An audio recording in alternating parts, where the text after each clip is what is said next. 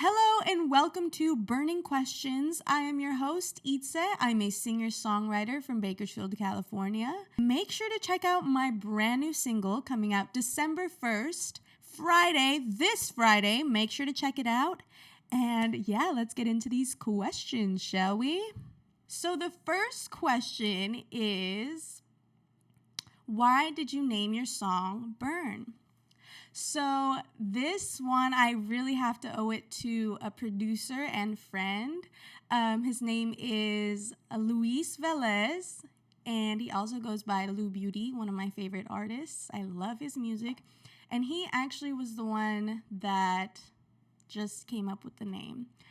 During our first studio session, he was like, well, it says Burn. Just name it Burn. And beforehand, I had no idea what I even wanted to call it. And from that moment on, bam, it was called Burn, no question. Thank you, Luis.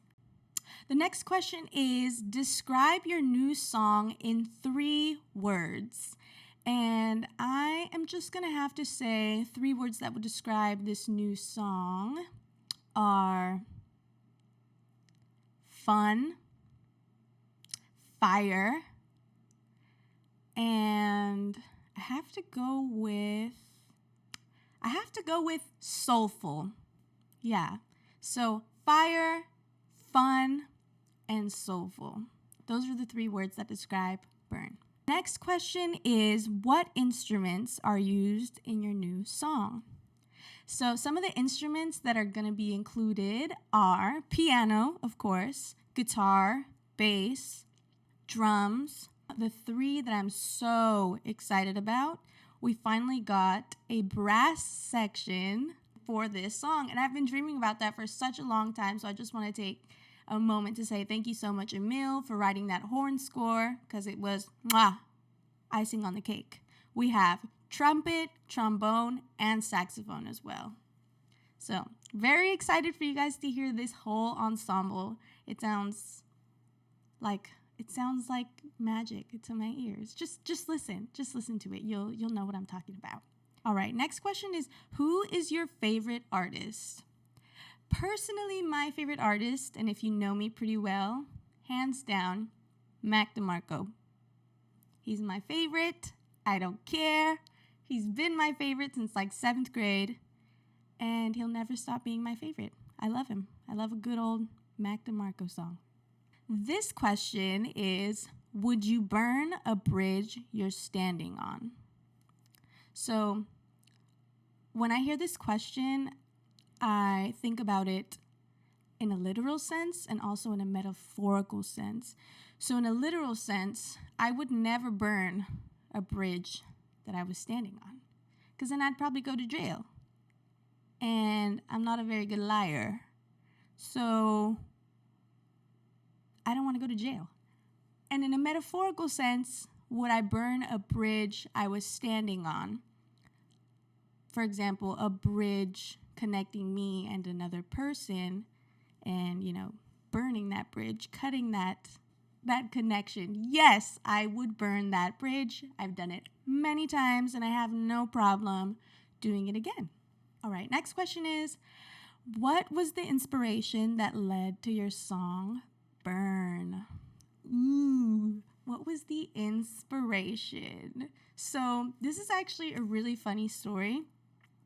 I was dealing with a lot, and I had to practice going out in public on my own, and just having some me time to walk. And this was during the pandemic too, so it was very, very weird times.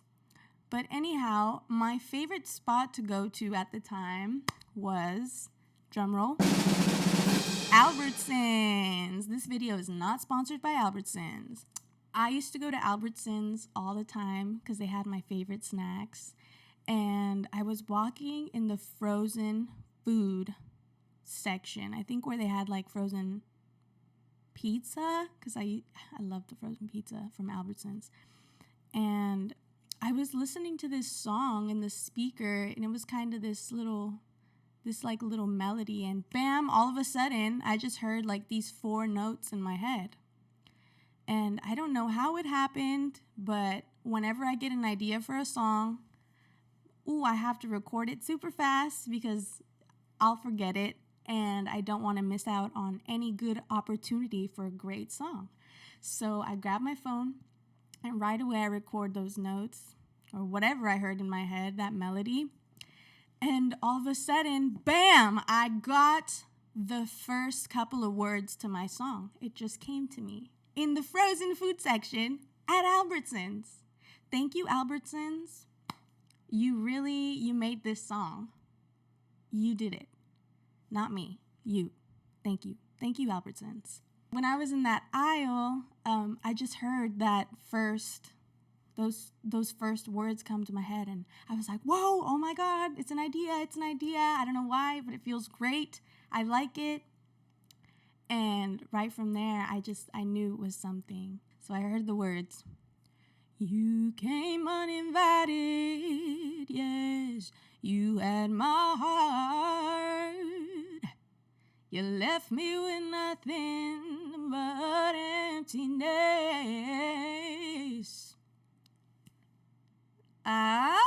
And I was like, oh, okay. So bam, I get my stuff, I get into my car, and when I'm in my car, the brain is spinning, the wheels are turning, and I have the idea. And so while I'm in my car driving home, I continue recording because I'm just singing all these different ideas and all these different words and lyrics and stuff. And when I get home, boom, boom, bam, the piano, and bam. That's how it happened. Also, fun fact, okay? This song is a love heartbreak song. And anyone who knows me very well knows that I have never been in love. I've never had a boyfriend. I've never been in a relationship. But this song just came to me at Albertsons. So thank you, Albertsons. Round of applause, round of applause. Woo! And now you guys are going to get to hear it, and I'm so excited. All right, next question is, how do you make such fire? All right, the reason why I got to really owe it to like 3 things, okay?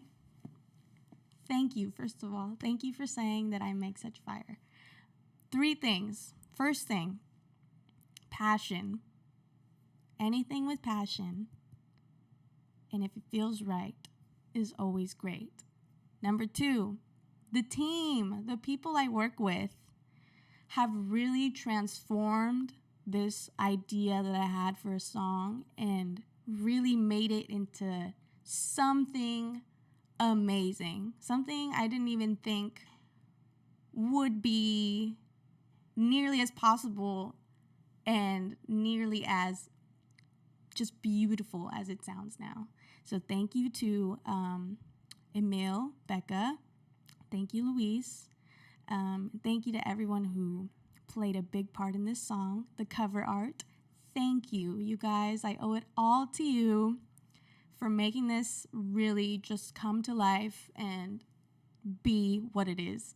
So thank you. The third thing I would say is the support of my mother. That's how I'm able to make such fire. Next question is, do you like spicy food? If so, hot Cheetos or Takis? I do like spicy food. I don't really eat chips anymore, especially spicy chips, but I used to be obsessed with hot Cheetos when I was little. A bag a day. That's horrible for you, but I used to have a bag a day. But if I could choose now, hot Cheetos or Takis, I would probably do Takis just because the tortilla corn chip, you can't beat that. It's so good. The next burning question is, what did your songwriting process look like? So I know for many people, any creative process is different to each person.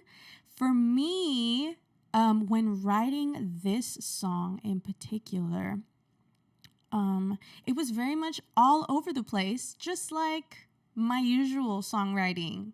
So I guess my